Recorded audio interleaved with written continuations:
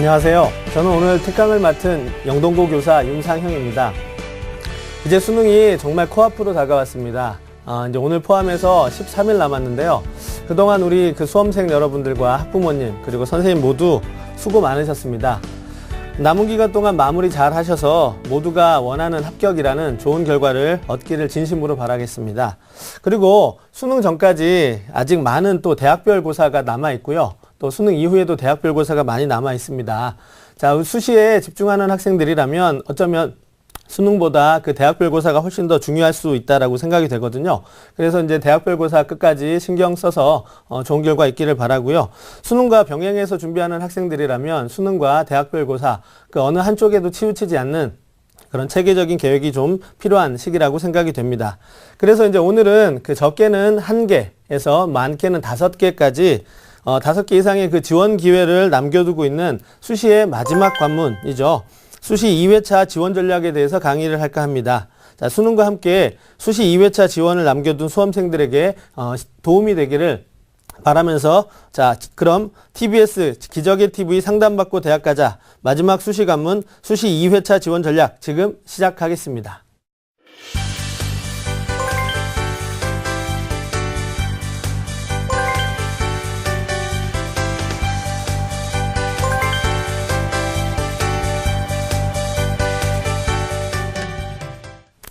자, 얼마 전에 2015-16 대입제도 개선안이 발표되었죠.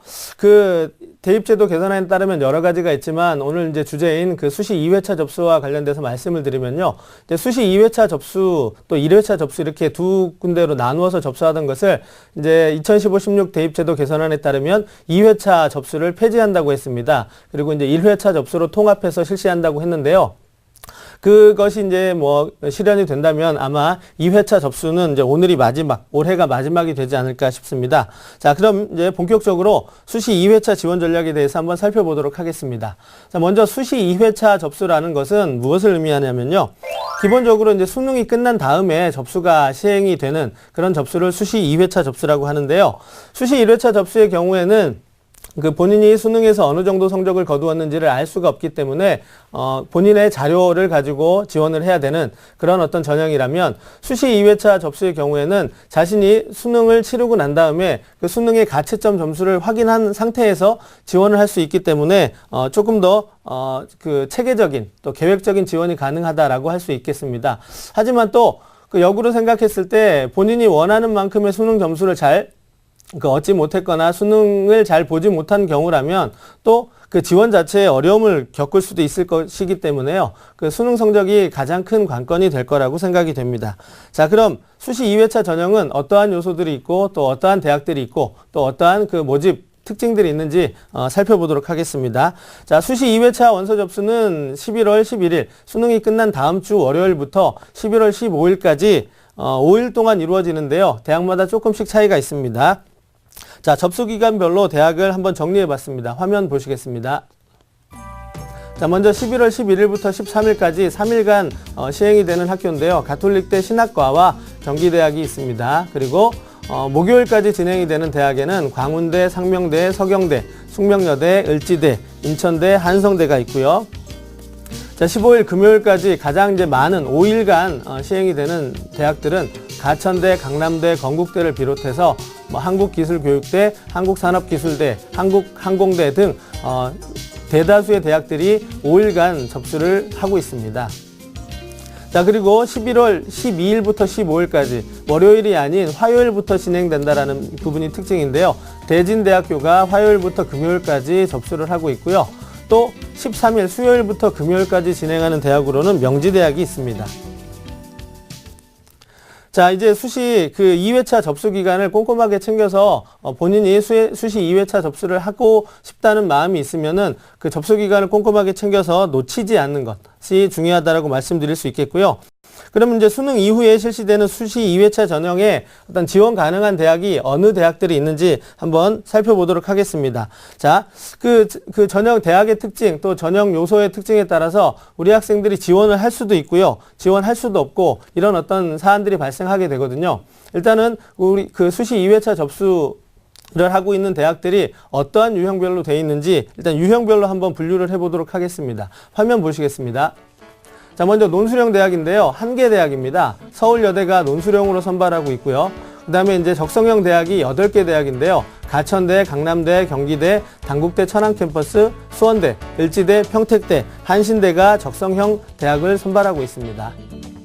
자, 이제 가장 많은 그 32개 대학에서 실시하고 있는 학생부형인데요.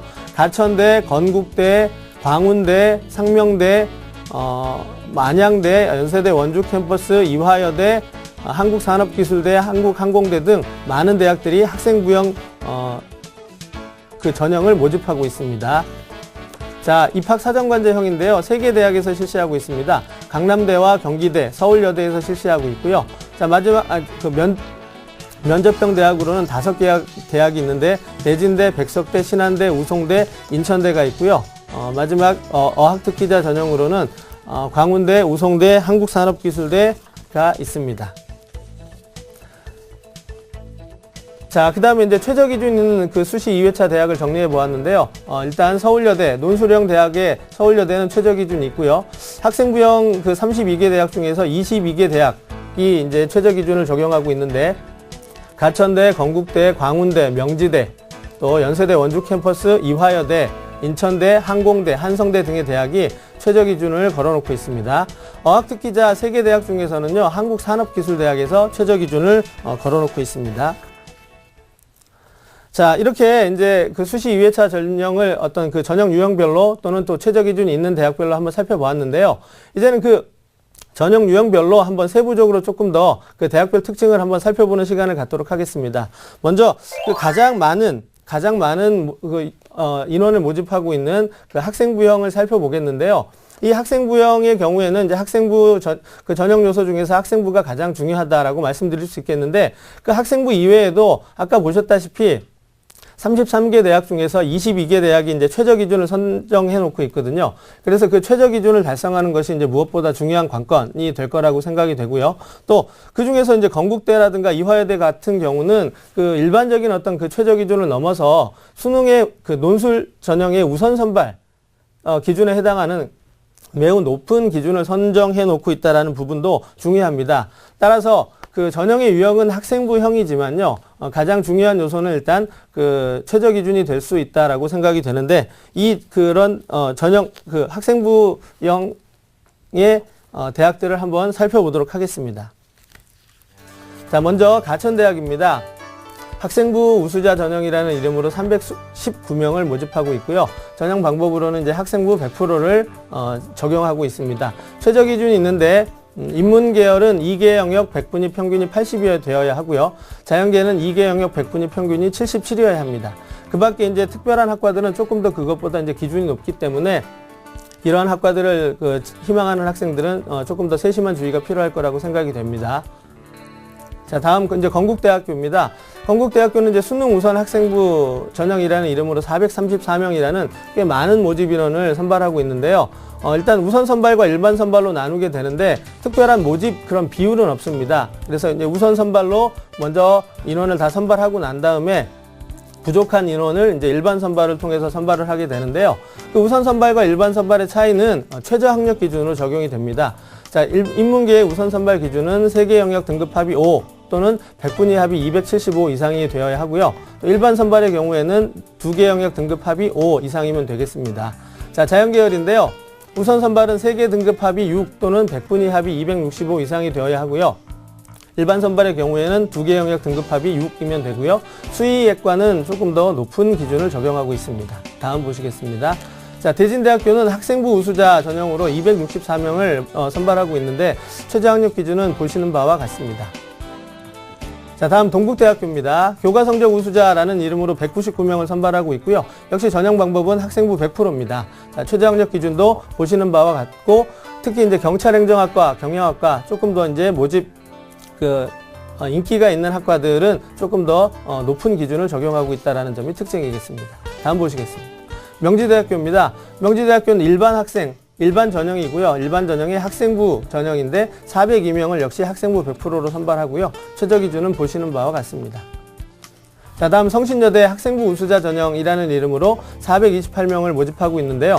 우선 선발과 일반 선발로 나누어서 이제 선발을 하게 되고요. 그 우선 선발과 일반 선발의 기준은 역시 최저학력 기준이 되겠습니다. 최저학력 기준은 보시는 바와 같고요.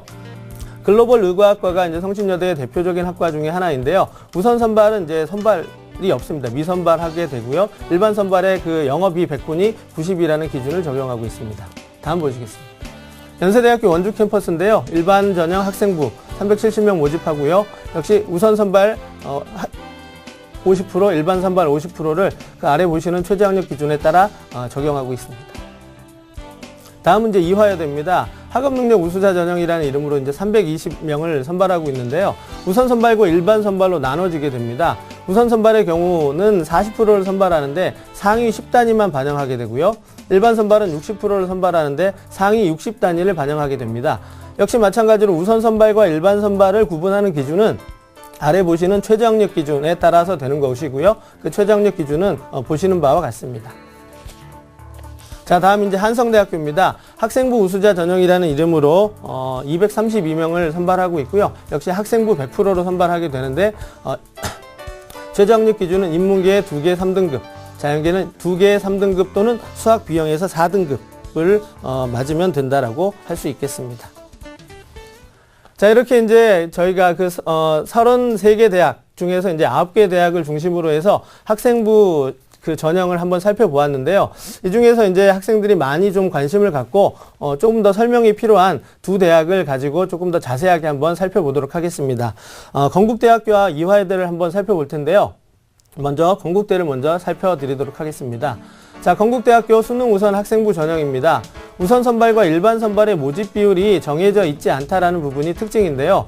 따라서 우선 선발의 기준을 충족한 그 대상자들을 대상으로 해서 먼저 일정 비율을 선발을 하고요. 만약에 모집 인원이 우선 선발 기준 통과자들로 다 채워지게 되면 일반 선발에서는 이제 선발하지 않게 되는 부분이기 때문에요. 우선 선발 기준을 통과하는 것이 가장 중요하다라고 말씀드릴 수 있겠고요. 전년도의 경쟁률은 12.48대 1로 비교적 높은 편에 속했는데, 자, 변수를 보시면요. 전년도에는 이제 수시 1회차에 이 전형이 모집을 했습니다. 9월에 모집을 했었기 때문에 아직 자신의 어떤 그 수능 성적을 알지 못한 상태에서 지원을 했다라는 점이 이제 있었는데, 올해는 이제 접수 시기를 수시 2회차 11월로 변경을 했기 때문에요. 이제 수능 성적 그 가채점 결과에 따라서 어느 정도 자신의 그 성적을 알고 있는 상태에서 지원을 하는 것이기 때문에 어떤 그 최저 기준 통과자만 지원할 가능성이 높다라고 생각이 되고요. 따라서 경쟁률에 이제 하락 가능성이 좀 있다라고 말씀드릴 수 있겠고요. 또 그 건국대에서 최저 기준으로 걸어놓고 있는 그 부분들이 사실은 그렇게 쉬운 쪽은 아닙니다. 기준 자체가 좀 높은 편에 속하기 때문에 아마 이제 많은 학생들이 정시의 어떤 그 합격성과 비교를 해야 되겠지만, 예년에는 이제 우선 선발 기준을 통과한 대상자들만 거의 100% 이제 채워지기도 했었는데, 올해는 일반 선발에서도 선발 인원이 나올 수도 있을 거다라는 생각을 조금 조심스럽게 해보는데, 관심 갖고 보셨으면 좋을 전형이라고 생각이 됩니다. 자, 다음 보시겠습니다. 다음은 이화여대 학업능력 우수자 전형인데요. 우선 선발 대상자의 경우에는 아까 말씀드린 것처럼 국영수사과 상위 10단위만 반영하게 되고요. 일반 선발 대상자는 국영수사과 상위 60단위까지만 반영하게 되는데, 그 기준 자체는 역시 수능 최저 기준입니다. 우선 선발 대상자에 해당하는 기준은 그 논술에 있어서의 우선 선발 기준만큼 매우 높은 기준을 적용하고 있기 때문에 기준 충족자가 그렇게 많지 않을 수 있다라고 생각이 되고요. 그런 경우에는 이제 상위 10단위만 반영하기 때문에 비교적 상위권에 있는 학생들이 이화여대를 지원하게 될 텐데, 그러면 학생부 교과에서 변별력을 그렇게 많이 갖지 않을 수도 있습니다. 따라서 학생부 전형이긴 하지만 그 우선 선발을 통과하는 수능 성적이 가장 중요한 요소가 될 수 있다라고 생각이 되고요. 일반 선발 대상자의 경우에는 국영수사과 상위 60단위까지 반영하게 되는데요. 마찬가지로 학생부 교과 90%, 비교과 10%를 이제 반영해서 최종 선발을 하게 됩니다. 일반 선발 대상자의 경우에는 기준 충족자가 많을 거라고 생각이 되기 때문에 이제 학생부 교과 성적이 어느 정도 당락을 가늠하는 중요한 열쇠가 될 수 있다라고 생각이 되고요. 그 비교과 10% 들어가는 비교과의 항목을 살펴보시면 출결과 봉사가 들어가는데요. 무단 결석이 2일까지면 모두 이제 출결에서는 만점이 되고요. 그다음에 봉사는 15시간 이상이면 모두 이제 만점이 되기 때문에 아마도 정상적으로 이제 학교 생활을 성실하게 다니는 학생들이라면 그 비교과에서 감점이 되는 부분은 없을 거다라고 생각이 되고요. 따라서 앞서 말씀드린 바대로 학생부 교과의 변별력이 높다라고 이제 생각할 수 있겠고요. 전년도의 경쟁률은 6.57대 1이었는데 올해도 아마 달라진 부분이 없기 때문에 경쟁률은 비슷한 선에서 형성이 되지 않을까 싶습니다. 자, 이제 그 가장 많은 모집 인원을 선발하고 있었던 그 학생부 중심의 전형을 이제 살펴보았고요. 다음 이제 두 번째로 살펴볼 전형은 적성고사 중심의 전형인데요. 적성고사 중심의 전형은 모두 8개 대학에서 선발을 하고 있는데 그 수능 최저 기준이 없다라는 부분이 특징입니다. 그리고 또 학생부와 적성고사를 전형 요소로 활용하고 있지만 그 적성고사 100%로 선발하거나 또 학생부의 반영 비율이 좀 낮은 그런 어떤 대학들이 많기 때문에 우리 많은 학생들이 조금 더 관심을 가지고 보고 있고요. 그래서 이제 경쟁률도 매우 높은 편에 속하고 있습니다. 하지만 우리 학생들이 조금 하나 알아두셔야 될 부분은요. 아무리 그 적성고사를 100%로 선발하고 수능의 최저 기준이 없다 하더라도 이 전형 자체의 그 적성고사 문항의 특징이 요즘은 최근에 들어서는 교과 적성형으로 좀 많이 가고 있는 편이거든요. 그래서 교과 적성이라고 하는 부분은 실제로 그 학생들의 학업 능력과 직접적인 관련이 있기 때문에 교과 적성만으로도 충분히 그 수능 최저 기준의 역할을 할 수 있다라고 이제 대학에서 판단을 하고 있기 때문에 최저 기준을 걸어놓지 않는 경우가 많거든요. 따라서 무분별하게 그냥 능력이 안 되는데도 불구하고 지원을 하는 그런 어떤 사례는 좀 지양해야 될 거라고 생각이 되고요. 본인의 특성을 좀 잘 살피고 또 수능 성적 고려하시고요. 지금까지의 적성고사 준비 상태 이런 부분들까지 종합적으로 고려해서 지원하는 그런 어떤 전략이 필요할 거다라고 생각이 되고요. 이 적성고사 중심의 전형과 같은 경우는 다음 주 금요일 이 시간에 그 특강이 준비되어 있기 때문에 그 시간을 놓치지 마시고 한번 관심을 갖고 시청해 주시면 아마 좋은 도움이 되지 않을까 싶습니다. 자, 이렇게 간단하게 수시 2차 적성고사 중심의 전형을 좀 살펴보았고요. 다음은 이제 면접형 대학을 한번 살펴보도록 하겠습니다. 많은 대학은 아니지만요. 그 면접형 대학도 이제 의미 있는 전형이기 때문에 한번 살펴볼 텐데요. 그 면접형의 경우에는 면접형 대학은 이제 입학사정관제 전형과 좀 유사한 부분이 있습니다. 학생부 교과 성적 활용하고요. 또 이제 서류도 활용하고요. 또 면접이라는 부분이 들어가는데 이제 면접형 대학으로 분류한 대학들은 이제 면접의 중요성이 이제 어느 정도 좀 크다라고 생각이 돼서 분류를 해 보았는데 사실은 그 면접의 내용 자체가 비율에 따라서 조금 달라집니다. 기본적으로 학생부 교과 성적이 면접형에서는 조금 더 중요하게 작용이 되지만 그 면접의 비율이 좀 높은 대학들일수록 당연히 면접의 어떤 중요성 또는 변별력이 높다라고 생각이 되는데요.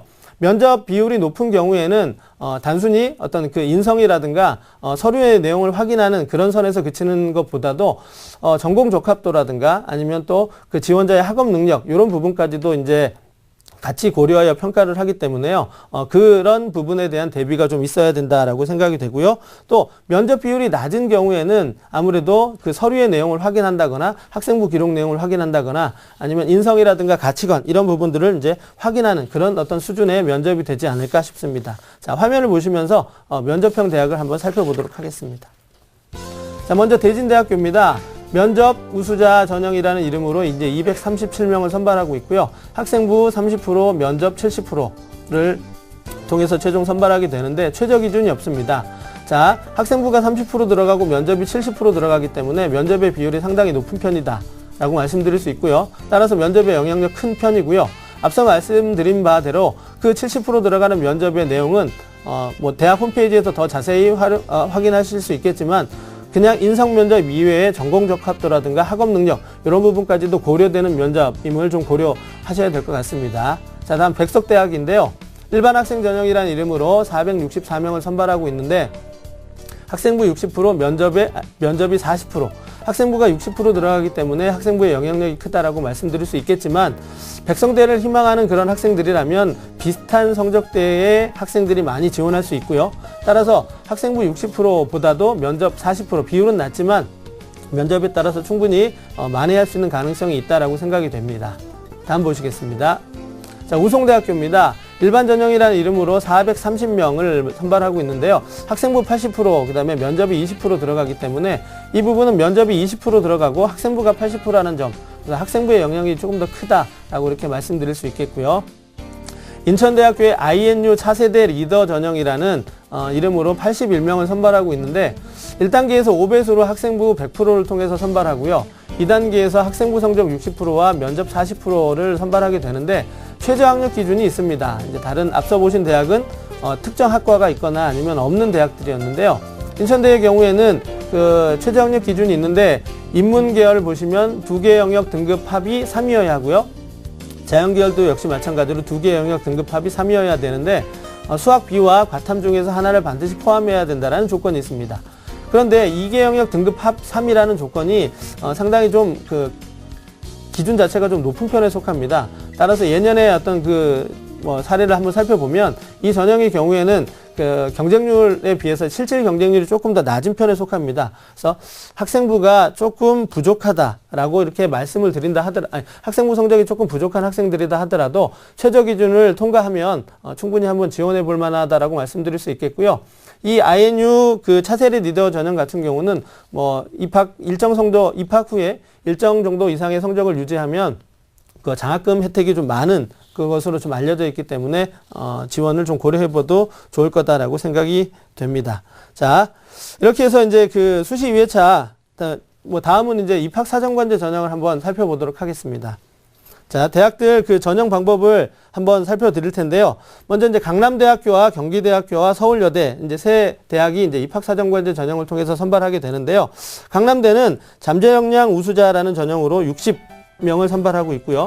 또 전형 방법은 1단계에서 이제 4배수를 서류 100%로 선발하고요. 2단계에서 면접 100%를 통해서 이제 최종 선발하게 됩니다. 최저 기준은 없습니다. 다음 보시겠습니다. 경기대학교인데요. 자기 추천자 전형입니다. 110명을 모집하고요. 1단계에서 서류 100%로 3배수를 선발하고 2단계에서 1단계 성적 50%와 면접 50%를 통해서 최종 선발하게 되고 역시 최저 학력 기준은 없습니다. 자, 다음은 이제 서울여대입니다. 학교생활 우수자 2라는 전형입니다. 196명을 선발하고요.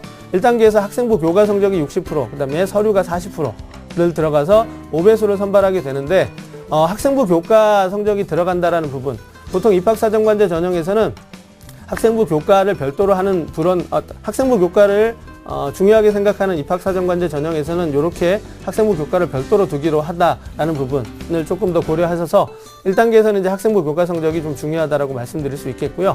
2단계에서는 이제 1단계 성적 60%와 면접 40%를 통해서 최종 선발하게 됩니다. 자, 지금 살펴봤던 그 서울여대 입학사정관제 전형을 지금 살펴보았는데요. 이 중에서 서울여대 입학사정관제 전형인 학교생활 우수자 2 전형을 한번 좀 더 자세히 살펴보도록 하겠습니다. 그 서울여대 학교생활 우수자 2 전형 같은 경우는 그 전년도 경쟁률이 11.49대 1로 비교적 좀 높은 편에 속했고요. 서류에서는 학생부와 자기소개서 두 가지를 이제 활용하고 있습니다. 그리고 평가 요소를 보시면 자기주도 학습 능력이라든가 전공 적합성 또는 인성, 발전 가능성 이런 요소들을 두루두루 지금 살펴보고 있고요.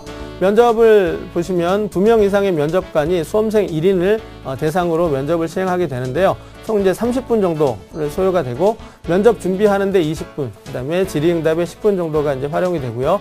면접 시에 확인하는 내용을 살펴보시면 기초학업 능력이라든가 전공 적합성 또는 인성, 의사소통 능력, 서류 내용 등등을 확인하고 있는데 학교생활 우수자 2 전형이라 또 학생부 교과 성적이 일정 부분 반영되는 요소가 있기는 하지만요. 입학사정관제 전형으로 모집을 하고 있기 때문에 학생부의 불리함을 서류나 면접을 통해서도 충분히 활용할 수 있습니다. 따라서 그런 부분에 강점 있는 학생이라면 한번 도전해 볼 만하다라고 말씀드릴 수 있겠습니다. 자, 이외에도 이제 소수의 모집 대학이긴 한데요. 이제 그 어학특기자 전형과 이제 논술 전형이 있습니다. 어학특기자 전형의 경우에는 이제 광운대와 한국산업기술대 등에서 이제 선발을 하고 있었고요. 또 논술 전형으로는 이제 서울여대에서 논술 우수자 전형을 선발하고 있는데 서울여대 논술 우수자 전형은 이제 196명을 선발하고요. 학생부 50%와 논술 50%를 통해서 최종 선발을 하게 되는데 최저 학력 기준이 있습니다. 두 개 영역 100분이 75 이상이 되어야 하는데 수 B와 영 B를 최저 기준으로 적용할 경우에는 65도 인정하기 때문에요. 수 B와 영 B를 선택한 학생이라면 그 부분의 성적 그 향상에 조금 더 노력을 해주시면 좋을 거라고 생각이 되고요. 서울여대 그 논술의 문제를 좀 특징을 살펴드리면 90분간 두 문제를 선발하게 되고요. 인문계와 자연계열로 이제 나누어서 실시를 하게 되는데 두 문항을 실시하게 됩니다. 그 도표 또는 자료를 분석해서 본인의 견해를 제시하는 유형의 문제 하나와 그다음에 제시문을 분석해서 본인의 견해를 제시하는 그런 이제 두 가지 유형으로 정리를 해볼 수 있겠습니다. 자, 지금까지 그 마지막 수시 관문 수시 2회차 지원 전략을 중심으로 수시 2회차 지원 가능한 대학들의 전형 특징과 어떤 그 분석을 좀 자세히 해드렸는데요. 앞서 어떤 내용이었는지 한번 다시 되짚어 보도록 하겠습니다.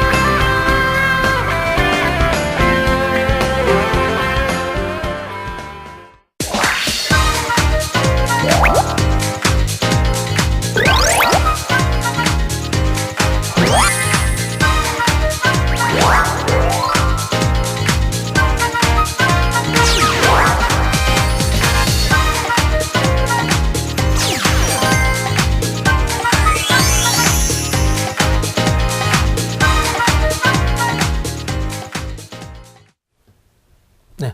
자, 지금까지 그 수시 2회차 모집이 어느 시기에 시행이 되고요. 또 어느 대학들이 어떠한 전형을 통해서 학생들을 선발하게 되는지 그 특징들을 좀 자세히 살펴봤습니다. 그럼 지금부터는 우리 학생들이 어떻게 지원 전략을 세워서 수시 2회차 지원을 해야 될지 그런 부분을 본격적으로 한번 살펴보도록 하겠습니다.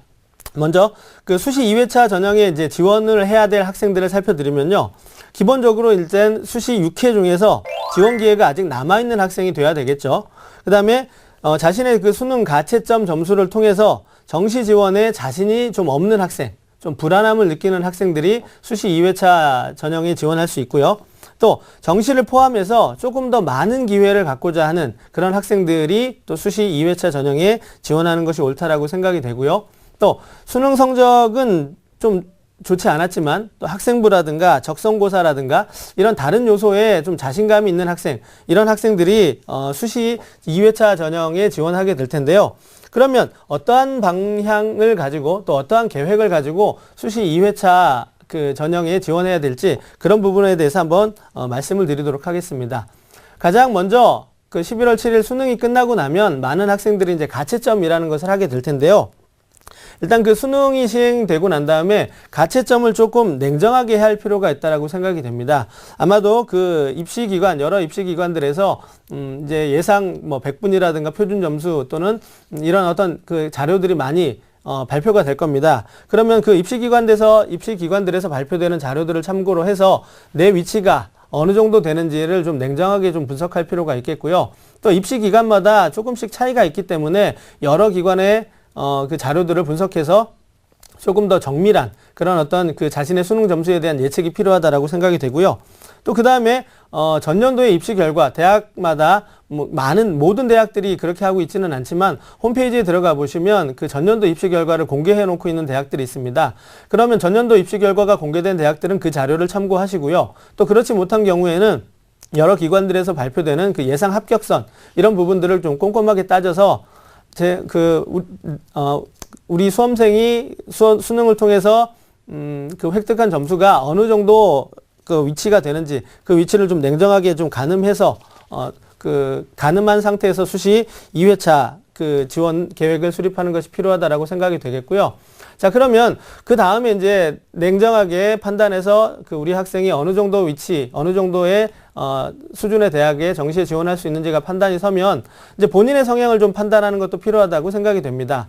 본인이 이제 좀 불안감을 느끼는 전형인지 아니면 또 그 좀 도전 의식이 좀 있는 그런 학생인지에 따라서 안정형과 또는 도전형인지 또 맹목형인지 이런 부분들을 조금 살펴봐야 되겠습니다. 그래서 안정형을 좀 지향하는 학생들이라면 글자 그대로 안정적으로 좀 지원하는 전략이 좀 필요하겠고요. 또 도전형이라면 뭐 재수를 각오하는 그런 차원에서 정시에서의 기회를 살린다라는 측면에서 정시 지원보다는 뭐 적정선이거나 약간은 상향 선에서 이제 대학을 지원해 볼 수 있겠고요. 또 맹목형이라면 뭐 이런 경우는 좀 없어야 되겠지만은 많은 학생들이 또 재수까지 생각한다면 또 맹목형 지원을 할 수도 있다라고 보는데 이런 경우에는 조금 더 정밀한 분석을 통해서 지원을 할 수 있을 거다라고 생각이 됩니다. 그다음에 그 지원에 있어서는 재수라는 부분을 또 고려하지 않을 수가 없는데요. 2015-16 대입제도 개선안에 따르면 내년에 이제 좀 변화가 좀 많이 있을 거라고 생각이 됩니다. 그러면 지금과는 상황이 달라지기 때문에 학생들 중에서는 지금은 다소 좀 불리한 부분을 안고 있지만 내년도엔 조금 더 유리한 어떤 기회를 가져볼 수도 있다라는 판단을 내릴 수 있다라고 생각이 되거든요. 이런 경우 이제 재수를 결심할 수 있기 때문에 재수까지 고려한 그런 어떤 지원 전략도 필요하다라고 생각이 되는데 재수는 그냥 뭐 자신이 마음 먹었다라고 해서 할 수 있는 부분은 아니고요.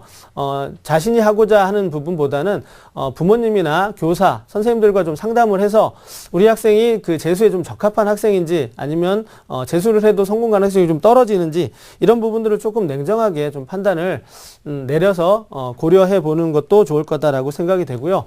또 2회차 그 전형에 대학별 고사가 포함이 되어 있는 경우가 있습니다. 적성고사도 있고요. 논술도 있고요. 또 면접도 있습니다. 그렇다면 과연 내가 그런 어떤 전형 요소에 대한 준비가 좀 이루어져 있는지 이런 부분들을 종합적으로 좀 고려를 해서 우리 지원 계획을 좀 세울 필요가 있다라고 생각이 됩니다. 자, 여기까지 이제 우리 수시 2회차 지원 대학들의 특징과 또 그다음에 수시 2회차 지원 전략에 대해서 이제 간단하게 살펴보았는데요. 2회차 지원 못지않게 수능 이후에 실시되는 그 대학별 고사에 대한 대비도 굉장히 좀 중요하다라고 생각이 됩니다. 그래서 수능 이후에 실시되는 그 대학별 고사들에 대해서 좀 한번 어떤 식으로 대비를 하는 것이 좋을지 좀 간단히 한번 짚어보도록 하겠습니다. 먼저 그 수능 이후에 논술 전형에 지원하는 학생들의 경우인데요. 뭐 수능 전에도 일정 대학들은 논술을 치렀고요. 이제 수능 이후에 이제 많은 대학들이 또 논술 전형을 남겨두고 있는데 논술 전형의 경우에는 뭐 대부분의 대학들이 최저 기준이 있습니다. 우선 선발과 일반 선발로 나누어서 선발하는 경우에는 우선 선발 기준 또 일반 선발 기준 나누어서 이제 선발을 하게 되는데 이제 많은 학생들이 수능 이후에 논술 전형에 지원하는 경우에는 그 정시 수능 점수를 고려한 전략이라고 볼 수 있거든요. 그래서 수능 가채점을 좀 냉정하게 좀 판단을 해서 그 점수와 비추어서 지원이 가능한 지금 그 본인이 수시에 지원한 대학이 그 정시에서도 충분히 합격 가능성이 있다라고 생각이 되면 논술 시험에 응시하지 않으면 되겠고요. 아니면 비슷하거나 아니면 조금 그 정시에서는 그 대학을 진학하기가 조금 어렵다라고 판단이 되면 이제 수능에 논술 전형에 응시를 해야 될 텐데요. 앞으로 지금 13일 정도, 한 2주 정도 남은 기간 동안에는 그 대학별 고사에 대한 대비를 하는 것보다는 수능에 대한 대비를 하는 것이 훨씬 더 바람직한 전략이라고 생각이 됩니다. 그 이유는 앞서 말씀드린 바대로 그 대학별 고사 중심의 전형이라 하더라도 특히 논술 전형의 경우에는 최저학력 기준이 있고요. 그 기준 자체가 높은 편에 속하기 때문에 수능 전까지는 수능 공부에 최선을 다해서 기준 충족에 노력하시는 것이 필요하다라고 생각이 되고요. 또 이제 수능이 끝난 다음에 이제 본격적으로 대학별 고사를 준비하는 것이 바람직할 거다라고 생각이 됩니다. 또 정시에서는 가군, 나군, 다군의 이제 세 번의 기회밖에 없기 때문에요. 조금 더 그 학생의 성향에 따라서 안정적인 지원, 또 도전적인 지원 이런 부분들 학생의 성향에 따라서 조금 고려해 보는 것도 좀 필요할 거다라고 생각이 되고요. 수능 이후부터 이제 논술 전형에 응시한 학생들이라면 그 지금까지 그 전에 아마 준비가 돼 있을 거라고 생각이 되는데 아마 그 대학 홈페이지나 뭐 이런 여러 가지 요소를 통해서 기출 문제들을 아마 확인하셨을 겁니다. 그래서 기출 문제와 그 대학의 출제 유형 들이 어느 정도 다 파악이 되는 상태라고 판단이 되고요. 따라서 그 기출 문제를 중심으로 또 비슷한 유형의 모의 문제를 중심으로 해서 실전 쓰기 연습을 해보는 것이 중요하다라고 생각이 됩니다. 이런 어떤 전략을 통해서 논술에서 좀 중요한 그런 실력을 좀 쌓고 좋은 결과를 있길 바라고요. 적성고사 중심의 전형은 다른 전형에 비해서 아까 앞서 말씀드렸던 논술 전형의 경우에는 논술 전형이지만 수능의 그 중요성이 조금 더 높은 편에 속했는데 적성고사 중심의 전형은 최저 기준이 있다 하더라도 그렇게 높은 편이 아니고요. 또 적성고사 중심의 전형에 적성고사 100%를 선발하거나 또 최저 기준이 없는 경우가 있기 때문에 적성고사가 매우 중요하다라고 말씀드릴 수 있겠습니다. 학생부가 반영이 되는 부분이라 하더라도 학생부에서의 불리함을 적성고사 문제를 통해서 충분히 만회하거나 회복할 수 있기 때문에요. 적성고사가 매우 중요한다라고 생각이 되기 때문에 수능 이후에 이제 적성고사에 올인한다라고 하는 마음을 가지고 좀 노력을 해주시면 좋을 것 같다라고 생각이 되고요. 또 적성고사는 그 문항수에 비해서 좀 뭐라 그럴까? 그 문항수에 비해서 문제풀이 시간이 조금 짧은 편입니다. 따라서 짧은 시간에 많은 문제를 풀 수 있는 그런 어떤 요령을 키우는 것도 중요한 전략이 될 수 있기 때문에 그런 부분에 대한 대비를 좀 해주시면 좋은 결과가 있을 거다라고 생각이 되고요. 앞서 말씀드린 바와 같이 적성고사 중심의 전형에 대해서는 다음 주 금요일에 특강이 준비되어 있기 때문에 그런 부분 조금 놓치지 마시고 좀 시청해 주시면 좋을 것 같습니다. 자, 다음은 이제 구술면접고사에 대한 대비 방안을 말씀드리겠는데요. 자, 면접의 유형은 크게 이제 세 가지로 나누어 볼 수 있습니다. 기본적인 이제 인성 면접이 있고요. 또 그다음에 전공 적합성 면접이 있고요. 또 창의성 면접 이렇게 세 가지로 나누어 볼 수 있는데 인성 면접의 경우에는 글자 그대로 지원자의 인성 또는 가치관 이런 부분들을 확인하는 부분이고요. 또 그 지원자가 제출한 어떤 서류 또는 학생부에 기재되어 있는 내용들 를 확인하는 차원의 면접이 이제 인성 면접이기 때문에 매우 좀 간단한 어떤 그 면접이다라고 말씀드릴 수 있고요. 두 번째 이제 전공 적합성 면접의 경우를 말씀드리면 글자 그대로 이제 전공에 대해서 본인이 지원하고자 하는 그 전공에 대한 이해도 또는 준비 사항 이런 부분이 얼마나 되어 있느냐 이런 부분을 점검하고요. 또 이런 전공 적합성 면접에서는 학업 능력을 또 평가하기도 합니다. 따라서 그런 전공 적합성 면접을 실시하는 경우에는 기본적인 학업 능력을 좀 길러 놓는 것도 좋은 방법이 될 수 있고요. 또 마지막 이제 창의성 면접은 전공 적합도를 바탕으로 해서 이 학생이 얼마만큼의 잠재력이 있느냐 또는 발전 가능성, 성장 가능성이 있느냐 또 창의적인 능력이 있느냐 이런 부분들을 이제 평가하는 부분이기 때문에요. 그런 부분에 대한 대비가 좀 필요할 거다라고 생각이 됩니다. 그리고 면접을 대비하기 전에 먼저 그 대학 홈페이지를 활용하는 게 매우 중요한데요. 대학 홈페이지에 들어가면 면접의 어떤 방식이라든가 이런 부분에 대한 안내가 좀 자세히 이루어져 있고요. 대학에 따라서는 그 면접의 어떤 그 상황 자체를 동영상으로 찍어서 올려놓는 경우도 있습니다. 그래서 그런 부분들을 좀 참고하면 많은 도움이 될 수 있다라고 생각이 되고요. 또 면접에 대한 대비를 하려고 하면 그 대학에서 추구하는 인재상 그리고 또 그 전형이 추구하는 방향 이런 부분에 대한 이해도 좀 많이 필요할 거다라고 생각이 됩니다. 아마도 앞서 그 서류를 꾸밀 때 자기소개서를 꾸밀 때 확인을 했으리라 생각이 되지만 면접 들어가기 전에 그런 부분도 조금 확인하는 것도 좀 필요하다라고 생각이 되고요. 기본적으로 제출 서류의 내용에 대한 확인을 반드시 하고 있기 때문에 면접장에 들어가기 전에 본인이 제출한 서류의 내용을 다시 한번 점검하는 것도 필요하다라고 생각이 되고요. 또 모의 면접을 해보는 것이 매우 중요하다고 생각이 됩니다. 그러니까 경험보다 중요한 재산이 없다라는 것처럼 모의 면접을 많이 하게 되면은 아무래도 그 적응력이라는 부분이 길러질 수 있고요. 그 적응력이 있다면 본인의 생각을 조금 더 자연스럽게 말할 수 있는 그런 어떤 계기가 될 수 있다라고 생각이 되고요. 끝으로 가장 기본이 되지만 또 가장 중요한 요소가 될 수 있는 부분이 그 면접과 관련된 태도입니다. 그래서 면접 시 그 바른 태도를 갖는 것 매우 중요하다라고 말씀드릴 수 있겠는데 뭐 들어갈 때 인사를 하고 또 나올 때도 인사를 공손하게 하는 것부터 해서요. 뭐 좌석에 앉을 때도 좀 단정하게 앉고 자세도 바르게 하고 또 목소리 또는 표정 뭐 이런 모든 요소에 있어서 조금 더 세심한 그런 주의를 기울인다면 아마도 좀 좋은 결과 있을지 않을까 생각되고요. 면접에 대한 답변을 할 때는 뭐 중언부언하는 것보다는 자신의 핵심 말하고자 하는 그런 핵심을 짚어서 요지부터 말하는 습관을 갖는 것도 중요하다라고 생각이 되고요. 또 면접관이 말하고 있는데 질문하고 있는데 중간에 끼어들어서 대답을 하는 경우는 뭐 없어야 되겠고요. 또 면접관이 질문이 끝나면 잠깐 생각하는 시간을 가졌다가 또 대답하는 것도 하나의 좋은 전략이 될 수 있다라고 생각이 됩니다. 자, 지금까지 그 수시 2회차 지원 전략에 대해서 살펴보았고요. 또 수능 이후에 남아있는 그 수능 대학별 고사, 수능 이후에 나와있는 대학별 고사에 대한 대비도 좀 간단하게 살펴보았는데, 자, 그럼 이제 앞으로 남은 기간, 13일이라는 그 수능까지 13일이라는 기간이 남았는데요. 이 기간 동안에 이 기간을 어떻게 마무리하는 게 좋을지 그 부분에 대해서 한번 간단히 짚어보도록 하겠습니다. 먼저 이제 가장 중요한 요소는 아무래도 건강이겠죠. 그 지금까지 뭐 고등학교 3년, 뭐 초등학교부터 시작하면 12년이라는 기간을 수능을 위해서 뭐 준비를 해왔다라고 해도 큰 과언은 아니다라고 생각이 되는데요.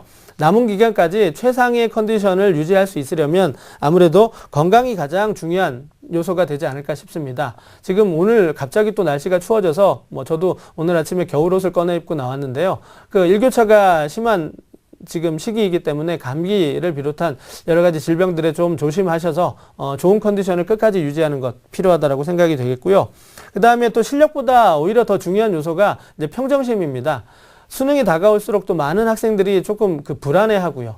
또 공부를 많이 한 학생, 또 실력이 있는 학생, 또는 공부를 못한 학생, 또 실력이 없는 학생, 그 관계없이 좀 불안하다라고 볼 수 있습니다. 그 이유는 아무래도 이 수능이라고 하는 요소가 긴 인생에 있어서는 뭐 하나의 그 단편에 불과한 요소이겠지만 우리 학생들이 지금까지 살아오면서 맞이하게 된 여러 가지 관문 중에서 아마도 가장 중요한 또 가장 크게 느끼는 또 가장 중압감이 있는 그런 관문이 아닐까 싶다 보니까 평정심을 갖기가 좀 어려운 부분이 있는데요. 마인드 컨트롤이라든가 뭐 명상, 뭐 여러 가지 요소를 그 본인에게 맞는 요소를 활용해서 수능 때까지 평정심을 유지하고요. 또 수능 시험장에서도 평정심을 유지하는 것이 무엇보다 중요하다라고 말씀드릴 수 있겠습니다. 자, 그 다음에 이제 수능 건강 관리하고요. 또 평정심 관리가 끝나면 이제 마무리 공부를 해야 될 텐데요. 그 마무리 공부는 지금 뭐 이 시기에 지금까지 몰랐던 새로운 어떤 부분을 공부하기보다는 지금까지 했던 내용을 정리해서 알고 있는 것을 확실하게 더 다지는 시간으로 가져가는 것이 바람직하지 않을까 생각합니다. 그래서 지금까지 풀었던 문제집, 또 EBS 교재, 또 모의고사 문제집 이런 어떤 부분들과 또 본인들 스스로가 만들어 놨던 오답 노트 같은 거 있을 겁니다. 이런 부분들에서 틀린 문제라든가 자신이 부족했던 부분들을 다시 한번 되짚어보는 시간으로 갖는 것이 좀 바람직하다라고 생각이 되고요. 새로운 것에 도전하는 그런 것보다는 지금 자기가 알고 있는 내용을 조금 더 내시로 하는 그런 전략이 좀 필요하다라고 생각이 되고요. 또 그 수능이 이제 얼마 안 남다 보니까 이제 무리하게 욕심을 내서 뭐 밤샘 공부를 한다든가 뭐 리듬을 깬다든가 뭐 이런 어떤 그런 학생들을 하는 경우가 있는데 이런 부분들은 매우 안 좋다라고 말씀드릴 수 있습니다. 그러니까 오히려 좋지 않은 결과를 초래할 수 있기 때문에 그런 부분은 좀 지양하고 평소와 다름없는 공부 또 평소와 다름없는 생활 습관을 갖는 것이 중요하다라고 생각이 됩니다. 자, 지금까지 수시의 이제 마지막 관문이죠. 2회차 지원 전략에 대한 정보를 알아봤습니다. 그럼 TBS 기저귀 TV 상담받고 대학 가자. 마지막 수시 관문, 수시 2회차 지원 전략을 다시 한번 되짚어보는 시간 갖도록 하겠습니다.